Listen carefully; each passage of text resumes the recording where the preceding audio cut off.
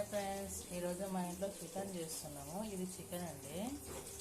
చూడండి ఫ్రెండ్స్, గిన్నె పెట్టినాము, నూనె పోసాము, ఉల్లిగడ్డ, అల్లం ఎల్లిగడ్డ పేస్ట్, ఇక్కడ వచ్చేసి పసుపు 2 చెంచాలు 2 చెంచాలున్నర వేయించాము.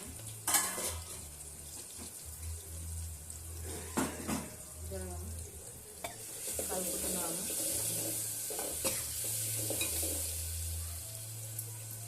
తర్వాత చికెన్ వేసుకోవాలి.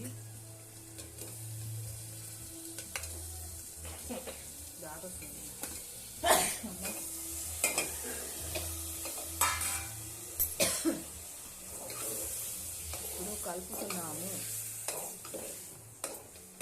చాలా చాలా టేస్టీగా ఉంటుంది ఫ్రెండ్స్.